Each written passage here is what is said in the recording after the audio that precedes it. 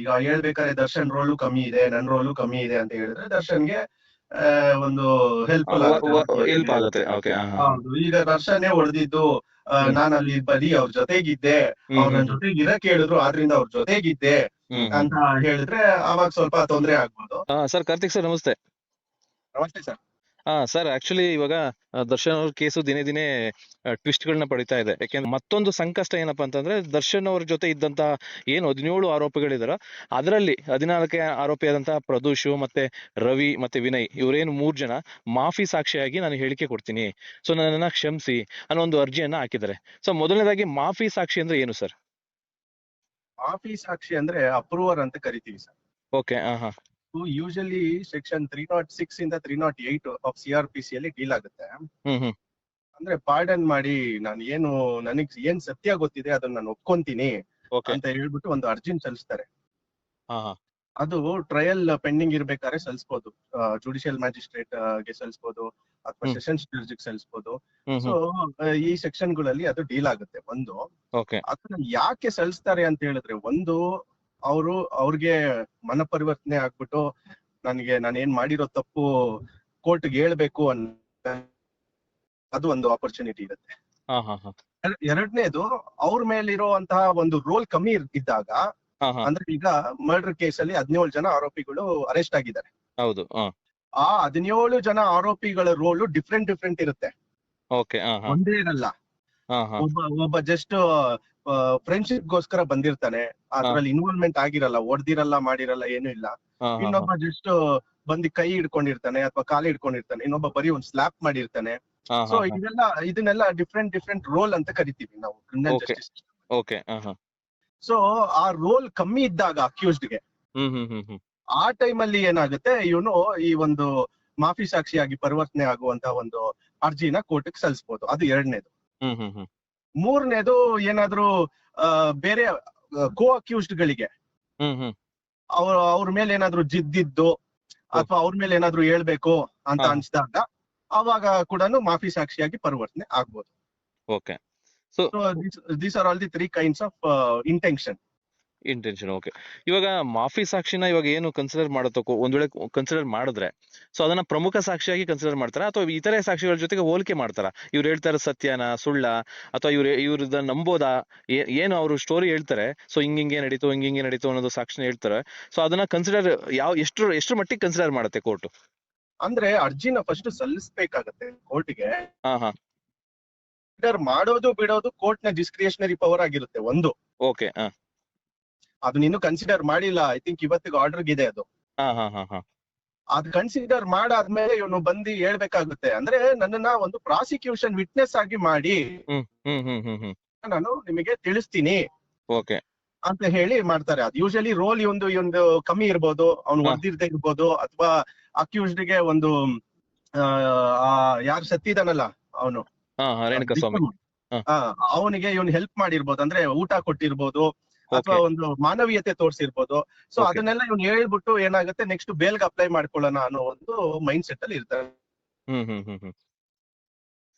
ಸಬ್ class 4 ಅಲ್ಲಿ ಏನ್ ಹೇಳುತ್ತೆ, ಬೇಲಿಗೆ ಇವಾಗ ಆಲ್ರೆಡಿ ಬೇಲ್ ಮೇಲೆ ಆಚೆ ಇದ್ದು ಅವ್ನ ಅಪ್ರೂವರ್ ಆದ್ರೆ ಅವನು ಆಚೆನೆ ಇರ್ಬೋದು ಬೇಲ್ ಮೇಲೆ, ಅವನ ತಿರ್ಗಾ ಏನ್ ಜುಡಿಷಿಯಲ್ ಕಸ್ಟಡಿಗೆ ತಗೊಳಲ್ಲ.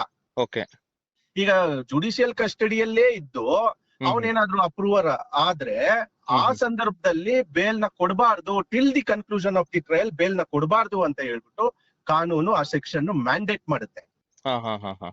ಅದು ಇವ್ರಿಗೆ ಗೊತ್ತಾ ಇಲ್ವೋ ಗೊತ್ತಿಲ್ಲ ಅಕ್ಯೂಸ್ಡ್ ಗೆ. ಈಗ ಎಕ್ಸ್ಟ್ರಾಡಿನರಿ, ಈಗ ನೋಡಿ ಹೈಕೋರ್ಟ್ ಗೆ ಪವರ್ಸ್ ಇರುತ್ತೆ. ಈಗ ದರ್ಶನ್ ಏನಂತ ಹೋಗಿದ್ರು, ಸುಪ್ರೀಂ ಕೋರ್ಟ್ ಗೆ ರಿಟ್ ಅರ್ಜಿಯನ್ನು ಸಲ್ಲಿಸಿ ನನಗೆ ಡಿಲೇ ಆಗ್ತಾ ಇದೆ ಟ್ರಯಲ್ ಅಲ್ಲಿ ಅಂತ ಹೇಳ್ಬಿಟ್ಟು ಹೋಗಿದ್ರು. ಸೊ ಅದೇ ಒಂದು ಇದಾಗಿ ಇಟ್ಕೊಂಡು ಇವನು ಬೇಕಾದ್ರೆ ಹೈಕೋರ್ಟ್ ಗೆ ಅರ್ಜಿಯನ್ನು ಸಲ್ಲಿಸಬಹುದು. ಏನಂತ, ನಾನು ಆಲ್ರೆಡಿ ಅಪ್ರೂವರ್ ಆಗಿದ್ದೀನಿ, ನನಗೆ ಮನ ಪರಿವರ್ತನೆ ಆಗಿದೆ, ನನ್ಗೆ ಗೊತ್ತಿರೋ ಸತ್ಯನ ಕೋರ್ಟ್ ತಿಳಿಸಿದೀನಿ, ನಾನು ಇವಾಗ prosecution witness, one of the witness. So ಆದ್ರಿಂದ ನನಗೆ ಡಿಲೇ, ಟ್ರಯಲ್ ಅಲ್ಲಿ ಬೇರೆ ಡಿಲೇ ಆಗ್ತಾ ಇದೆ, ದಯವಿಟ್ಟು ನನಗೆ ಬೇಲ್ ಕೊಡಿ. ಬೇಕಾದ್ರೆ ಹೈಕೋರ್ಟ್ ಗೆ ಬೇಲ್ ಅರ್ಜಿನ ಸಲ್ಲಿಸ್ಕೊಂಡ್ರೆ ಕೊಡೋದು ಬಿಡೋದು ಅದು ಕೂಡ discretionary power of the court ಆಗಿರುತ್ತೆ. ಸೊ ಇವಿಷ್ಟು ಮಾಫಿ ಸಾಕ್ಷಿಗಳು ಸರ್.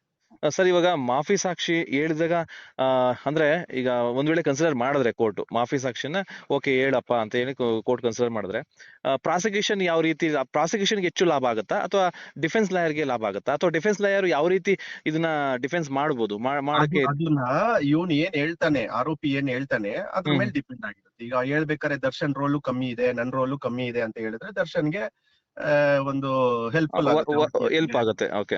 ಹೌದು. ಈಗ ದರ್ಶನ್ನೇ ಹೊಡೆದಿದ್ದು ನಾನ್ ಅಲ್ಲಿ ಬರೀ ಅವ್ರ ಜೊತೆಗಿದ್ದೆ, ಅವ್ರ ನನ್ ಜೊತೆಗೆ ಇರಕ್ ಹೇಳಿದ್ರು ಆದ್ರಿಂದ ಅವ್ರ ಜೊತೆಗಿದ್ದೆ ಅಂತ ಹೇಳಿದ್ರೆ ಅವಾಗ ಸ್ವಲ್ಪ ತೊಂದ್ರೆ ಆಗ್ಬೋದು. ಸೊ ಇವೆಲ್ಲ ಕೋರ್ಟ್ ಅರ್ಜಿನ ಕನ್ಸಿಡರ್ ಆದ ನಂತರ ಅದನ್ನ ಪಾರ್ಟಿ ಸವಾಲ್ಗೆ ಕೋರ್ಟ್ ನ ಆರ್ಡರ್ ಮಾಡುತ್ತೆ. ಕೋರ್ಟ್ ಎಲ್ಲಾ ಡಿಫೆನ್ಸ್ ಕೌನ್ಸಿಲ್ ಪಾರ್ಟಿ ಸವಾಲ್ ಮಾಡ್ಬೇಕಾಗತ್ತೆ. ಯಾರನ್ನ ಇವನ್ನ ವಿಟ್ನೆಸ್ ನ ನೀನು ಆಗ ಒಂದ್ಸತಿ 161 ಸ್ಟೇಟ್ಮೆಂಟ್ ಅಲ್ಲಿ ಒಂದ್ ಹೇಳಿದ್ಯಾ, ಈಗ 164 ಸ್ಟೇಟ್ಮೆಂಟ್ ಅಲ್ಲಿ ಒಂದ್ ಹೇಳಿದ್ಯಾ, ಈಗ ಒಂದು ಅಪ್ರೂವರ್ ಆಗಿ ಇನ್ನೊಂದು ಕತೆ ಹೇಳ್ತಿದ್ಯಾ ಅಂತ ಹೇಳ್ಬಿಟ್ಟು ಒಂದು ಕ್ರಾಸ್ ಎಕ್ಸಾಮಿನೇಷನ್ ಮಾಡುವಂತ ಆಪರ್ಚುನಿಟಿನು ಡಿಫೆನ್ಸ್ ಕೌನ್ಸಿಲ್ ಗಳಿಗೆ ಇರುತ್ತೆ. ಓಕೆ. ಸರಿ, ಇವಾಗ ಒಂದ್ ವೇಳೆ ಈ ಮಾಫಿ ಸಾಕ್ಷಿ ಕನ್ಸಿಡರ್ ಆಯ್ತು, ಕನ್ಸಿಡರ್ ಆಗಿ ಏನೇನಿದೆ ಸತ್ಯವನ್ನೆಲ್ಲ ಹೇಳಿ ಒಂದು ದರ್ಶನ್ ಅವರ ಪಾತ್ರ ಕಡಿಮೆ ಇದೆ ಅಥವಾ ಇವ್ರ ಪಾತ್ರನು ಏನು ಯಾರು ಮಾಫಿ ಸಾಕ್ಷಿಯಾಗಿ ಇದ್ ಮಾಡ್ತಾರೋ ಅವ್ರ ಪಾತ್ರನು ಕಡಿಮೆ ಇದೆ ಅಂದಾಗ ಶಿಕ್ಷೆಯ ಪ್ರಮಾಣ ಕಡಿಮೆ ಆಗುತ್ತಾ, ಎಸ್ಪೆಷಲಿ ಅಪ್ರೂವರ್ಗೆ? ಅದೇ ಅವನ್ ರೋಲ್ ಕಮ್ಮಿ ಇದ್ದು ಅವ್ನು ಹೇಳಿದಾಗ ಶಿಕ್ಷೆಯ ಪ್ರಮಾಣ ಕಮ್ಮಿ ಆಗುತ್ತೆ. ಅಂದ್ರೆ ಮಾಫಿ ಸಾಕ್ಷಿಯಾಗಿ ಪರಿವರ್ತನೆಯಾಗಿ ಮಾಫಿ ಸಾಕ್ಷಿಯಾಗಿ ಹೇಳಿರೋದು ಇನ್ನು ಪ್ಲಸ್ ಆಗುತ್ತೆ ಅವ್ರಿಗೆ ಅಂತ, ಅಂದ್ರೆ ಅವರಾಗಿ ಅಪ್ರೂವರ್ ಆಗಿದ್ದಾರೆ ಅನ್ನೋ ಒಂದು ಅವನಿಗೆ ಲೆಸ್ ಆಗುತ್ತೆ. ಅವನ ಮೇಲೆ ಇರ್ತಕ್ಕಂತ ರೋಲ್ ನ ಕಮ್ಮಿ ಇದೆ ನಂದು ಅಂತ ಹೇಳಿದಾಗ ಬರೀ ಆ ವ್ಯಕ್ತಿ ಯಾರು ಅಪ್ರೂವರ್ ಆಗ್ತಾ ಇದ್ದಾನೆ ಅವನಿಗೆ ಮಾತ್ರ ಲೆಸ್ ಆಗುತ್ತೆ. ಸೊ ಆತರ ಇರುತ್ತೆ ಸರ್. ಈಗ ಸಪೋಸ್ ಮಾಫಿ ಸಾಕ್ಷಿ ಈಗ ಅವ್ರು ಹೇಳಿಕೆ ಕೊಡ್ತಾರೆ, ಹೇಳಿಕೆ ಕೊಟ್ಟ ಮೇಲೆ ಪೊಲೀಸ್ ಹೇಳಿಕೆ ಏನ್ ಕೊಟ್ಟಿರ್ತಾರೋ ಮ್ಯಾಜಿಸ್ಟ್ರೇಟ್ ಮುಂದೆ ಹೇಳಿಕೆ ಏನ್ ಕೊಟ್ಟಿರ್ತಾರೋ ಅವೆರಡರ ನಡುವೆ ವ್ಯತ್ಯಾಸ ಬಂದ್ರೆ ಸೊ ಅದನ್ನ ಕನ್ಸಿಡರ್ ಮಾಡದಂಗೆ ಫುಲ್ ಬಿಟ್ಬಿಡ್ತಾರ ಅವ್ರು ಏನೇ ಹೇಳಿಕೆ ಕೊಟ್ರು? ಅದು ಟೋಟಲಿ ಕೋರ್ಟ್ ನ ಒಂದು ಡಿಸ್ಕ್ರಿಯೇಷನರಿ ಪವರ್ ಆಗಿರುತ್ತೆ. ಅಂದ್ರೆ ಡಿಫೆನ್ಸ್ ಲಾಯರ್ ಯಾವ ರೀತಿ ಅದನ್ನ ಕ್ರಾಸ್ ಮಾಡ್ತಾರೆ ಸೊ ಅದ್ರ ಮೇಲೆ ಡಿಸಿಷನ್ ಆಗುತ್ತೆ. ಅವ್ನು ನಿಜಾನೇ ಹೇಳ್ತಿದ್ದಾನೋ, ಅವ್ನು ಯಾತಕ್ಕೋಸ್ಕರ ಅಪ್ರೂವರ್ ಆದ, ಅವನು ಈ ಕೇಸಿಂದ ಹೊರಬರಕ್ಕೆ ಅಪ್ರೂವರ್ ಆಗ್ತಾ ಇದ್ದಾನೋ ಅಥವಾ ಬೇರೆ ಇನ್ಯಾರನ್ನಾದ್ರೂ ಸಿಕ್ಕಾಕಕ್ಕೆ ಮಾಡ್ತಾ ಇದ್ದಾನೋ, ಸೊ ಅದನ್ನೆಲ್ಲ ಕೋರ್ಟ್ ಒಂದು ಗಮನಕ್ಕೆ ತಗೊಂಡ್ಬಂದು ಅದನ್ನ ಡಿಸೈಡ್ ಮಾಡುತ್ತೆ. ಓಕೆ ಸರ್, ಈಗ ಇವ್ರು ಯಾರು ವಿನಯ್ ಇರ್ಬೋದು, ಪ್ರದೂಷ್ ಆಗಿರ್ಬೋದು ಅಥವಾ ರವಿ ಆಗಿರ್ಬೋದು, ಎಲ್ಲರ ಹೇಳಿಕೆಗಳು ಬೇರೆ ಬೇರೆ ಟೈಮಲ್ಲಿ ತಗೋತಾರ ಮಾಫಿ ಸಾಕ್ಷಿನ, ಅಂದ್ರೆ ಅಥವಾ ಒಂದೇ ಟೈಮಲ್ಲಿ ತಗೋತಾರ? ಯಾಕೆಂದ್ರೆ ಎಲ್ಲರ ಹೇಳಿಕೆನು ಬೇರೆ ಬೇರೆ ತರ ಆಗಿ ಮತ್ತೆ ಮಿಸ್ ಮ್ಯಾಚ್ ಆಗ್ಬೋದು, ಅಥವಾ ಎಲ್ಲರ ಹೇಳಿಕೆ ಒಂದೇ ಆಗ್ಬೋದು. ನಾನ್ ರವಿ ಇಲ್ಲಿದ್ದೆ ಅಥವಾ ವಿನಯ್ ಈ ಜಾಗದಲ್ಲಿ ಇದ್ರು, ಸೊ ಎಲ್ಲರ ಹೇಳಿಕೆ ಮ್ಯಾಚ್ ಆಗ್ಬೇಕಲ್ವಾ? ಮೂರು ಜನ, ಯಾಕೆಂದ್ರೆ ಒಬ್ರು ಮಾಫಿ ಸಾಕ್ಷಿ ಹೇಳೋಂಗಿದ್ರೆ ಯಾವುದೇ ರೀತಿ ಸ್ಟೋರಿ ಹೇಳ್ಬೋದು ಅಥವಾ ನಿಜಾಂಶ ಹೇಳ್ಬೋದು ಅಥವಾ ಏನಾದ್ರು ಅವ್ರ ಮೇಲೆ ರೋಲ್ ನ ಕಡಿಮೆ ಮಾಡ್ಕೊಳ್ಳೋ ರೀತಿ ಹೇಳ್ಬೋದು. ಬಟ್ ಮೂರು ಜನ ಹೇಳೋದ್ರಿಂದ ಮೂರು ಜನದ್ದು ಅಕ್ಸೆಪ್ಟ್ ಆಗಿ ಮೂರು ಜನದ್ದು ಕೇಳಿದಾಗ ಸೊ ಆ ಮೂರಕ್ಕೂ ಟ್ಯಾಲಿ ಮಾಡ್ತಾರ ಅವರು? ಹೌದು, ಅದ್ ಮೂರೂನು ಏನೇನ್ ಬರ್ತಾ ಇದೆ, ಏನೇನು ಸ್ಟೇಟ್ಮೆಂಟ್ ಹೇಳಿದ್ದಾರೆ, ಏನಾದ್ರು ಕಾಂಟ್ರಡಿಕ್ಷನ್ ಇದೆಯಾ ಸ್ಟೇಟ್ಮೆಂಟ್ ಅಲ್ಲಿ ಅಂತ ನೋಡಿ ಆಮೇಲೆ ಅದನ್ನ ಪರಿಗಣನೆಗೆ ಕೋರ್ಟ್ ತಗೊಳುತ್ತೆ. ಓಕೆ ಸರ್, ಇವಾಗ ಒಂದು ವೇಳೆ ಮೂರು ಹೇಳಿಕೆಗಳು ವ್ಯತ್ಯಾಸ ಆಗದಂಗೆ ಒಂದೇ ರೀತಿ ಇತ್ತು, ಸೊ ಸಪೋಸ್ ಎಲ್ಲಾ ಹೇಳಿದ್ದು ಒಂದೇ ರೀತಿ ಮ್ಯಾಚ್ ಆಯ್ತು, ಇವ್ರು ಹೇಳಿದ್ದು ಅವ್ರು ಹೇಳಿದ್ದು ಮೂರು ಜನ ಹೇಳಿದ್ದು ಮ್ಯಾಚ್ ಆಯ್ತು, ಸೊ ಆ ಇದ್ರಲ್ಲಿ ಏನಾದ್ರು ದರ್ಶನ್ ಅವ್ರದ್ದು ಪ್ರಭಾವ ಜಾಸ್ತಿ ಇದೆ ಅಥವಾ ಏನೋ ಇದೆ ಅಂತ ಅಂದ್ರು ಇವರ ಹೇಳಿಕೆ ಮೇಲೆನೆ ಡೈರೆಕ್ಟ್ ಶಿಕ್ಷೆ ಆಗುತ್ತಾ? ಶಿಕ್ಷೆ ಆಗೋ ಸಾಧ್ಯತೆ ಇದೆಯಾ? ಸಾಧ್ಯತೆ ಇದೆ. ಅದು ನೀವು ನೋಡಿ, ನೀವು ಈಗ ಒಂದು ವಿನಯ್ ಕುಲಕರ್ಣಿ ಕೇಸಲ್ಲೂ ಇದೇ ರೀತಿ ಆಗಿ ಲೋಯರ್ ಕೋರ್ಟ್ ಕನ್ವಿಕ್ಷನ್ ಕೊಟ್ಟಿದೆ ಆ ಕೇಸಲ್ಲಿ. ಓಕೆ. ಬಟ್ ಅದೆಲ್ಲ ಅಪೀಲೇಬಲ್ ಆರ್ಡರ್ಸ್ ಆಗಿರುತ್ತೆ, ಜಡ್ಜ್ಮೆಂಟ್ಸ್ ಆಗಿರುತ್ತೆ. ಆಮೇಲೆ ಒಂದು ವೇಳೆ ಓಕೆ ಸಾರಿ, ಒಂದು ವೇಳೆ ಇವರು ಏನು ಸಾಕ್ಷಿ ಹೇಳ್ತಾರೆ, ಈಗ ನಾನು ಅವಾಗಲೇ ಹೇಳಿದಾಗೆ ಮೂರು ಸಾಕ್ಷಿಗಳಲ್ಲೂ ಒಂದೇ ರೀತಿ ಇದ್ದು ಮೂರು ಸಾಕ್ಷಿಗಳಲ್ಲೂ ಒಂದೇ ದರ್ಶನ್ ಅವರ ಪ್ರಭಾವ, ಅಂದ್ರೆ ದರ್ಶನ್ ಅವರ ಏನ್ ಪಾತ್ರ ಇರುತ್ತೋ ಅವ್ರದ್ದು ತುಂಬಾ ಕಡಿಮೆ ಇದೆ, ಏನು ಇಲ್ವೇ ಇಲ್ಲ ಅಂತ ಇದ್ದಾಗ ಅವ್ರಿಗೆ ಬೇಲ್ ಸಿಗೋ ಸಾಧ್ಯತೆ ಇರುತ್ತೆ? ಬೇಲ್ ಸಿಗೋ ಸಾಧ್ಯತೆನೂ ಇರುತ್ತಾ ಅಲ್ಲಿ ಅವ್ರಿಗೆ?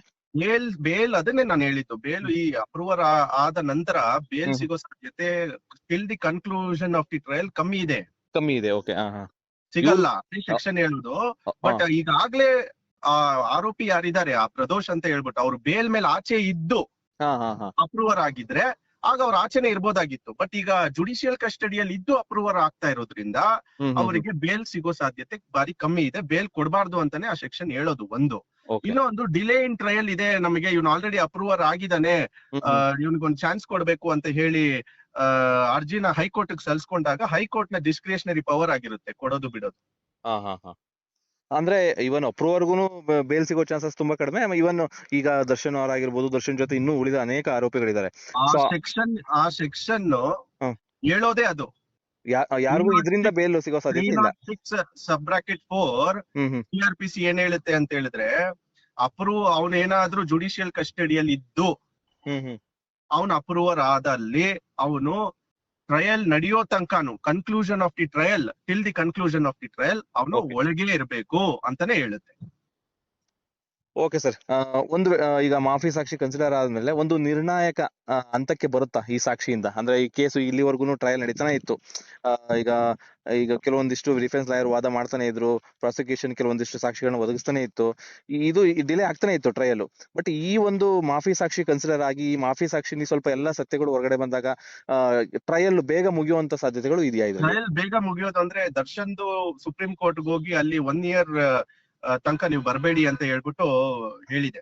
ಹೌದು. ಸೊ ಈ ಮಾಫಿ ಸಾಕ್ಷಿಯಿಂದ ದರ್ಶನ್ಗೆ ಏನಾದ್ರು ಅನುಕೂಲ ಆಗೋ ತರ ಸ್ಟೇಟ್ಮೆಂಟ್ ಉಳಿದ ಈ ಆರೋಪಿ ಏನಿದಾನೆ ಮಾಫಿ ಸಾಕ್ಷಿ ಆಗ್ತಾ ಇದ್ದಾನೆ ಅವ್ನು ಕೊಟ್ರೆ, ಇದೇ ಒಂದು ಡಿಫೆನ್ಸ್ ಇಟ್ಕೊಂಡು 1 ವರ್ಷ ಆದ ನಂತರ ಸುಪ್ರೀಂ ಕೋರ್ಟ್ ಅಲ್ಲಿ ಹೇಳ್ಬೋದು, ನೋಡಿ ಇದ್ರಲ್ಲಿ ಈ ಕೇಸಲ್ಲಿ ಒಂದು ವ್ಯಕ್ತಿ ಮಾಫಿ ಸಾಕ್ಷಿಯಾಗಿ ಪರಿವರ್ತನೆ ಆಗಿದ್ದಾನೆ, ಅವನು ಏನ್ ಹೇಳಿದಾನೆ ಅಂತ ಹೇಳಿದ್ರೆ ದರ್ಶನ್ ನ ರೋಲ್ ಕಮ್ಮಿ ಇದೆ ಅಂತ ಹೇಳಿದ್ದಾರೆ. ಸೊ ಆದ್ರಿಂದ ಇದು ಒಂದು ಗ್ರೌಂಡ್ ಆಗುತ್ತೆ ಬೇಲ್ ಗ್ರಾಂಟ್ ಮಾಡೋದಕ್ಕೆ. Okay sir, okay. ತುಂಬಾ ಇನ್ಫಾರ್ಮೇಶನ್ ಕೊಟ್ರಿ. ಆಕ್ಚುಲಿ ಮಾಫಿ ಸಾಕ್ಷಿ ಅಂದ್ರೆ ಏನು, ಮತ್ತೆ ಇದರಿಂದ ಕೆಲವೊಂದಿಷ್ಟು ಈಗ ನಾವು ಏನ್ ನೋಡ್ತೀವಿ, ದರ್ಶನ್ಗೆ ಕಂಟಕ, ದರ್ಶನ್ಗೆ ಸ್ನೇಹಿತರಿಂದನೇ ಕಂಟಕ, ಈ ರೀತಿ ಒಂದು ಸುದ್ದಿಗಳನ್ನ ನೋಡ್ತಾ ಇದ್ವಿ. ಬಟ್ ಮಾಫಿ ಸಾಕ್ಷಿಯಿಂದ ಇವನ್ ಕಂಟಕನೂ ಆಗ್ಬೋದು ಅಥವಾ ಲಾಭನೂ ಆಗ್ಬೋದು, ಏನ್ ಬೇಕಾದ್ರೂ ಆಗ್ಬೋದು ಅಂತ ಹೇಳ್ತೀರಾ? ಅದು ಆ ವ್ಯಕ್ತಿ ಏನ್ ಹೇಳ್ತಾರಲ್ವಾ ಅಪ್ರೂವರ್, ಅದ್ರ ಮೇಲೆ ಡಿಪೆಂಡ್ ಆಗುತ್ತೆ. Okay sir, okay. Thank you.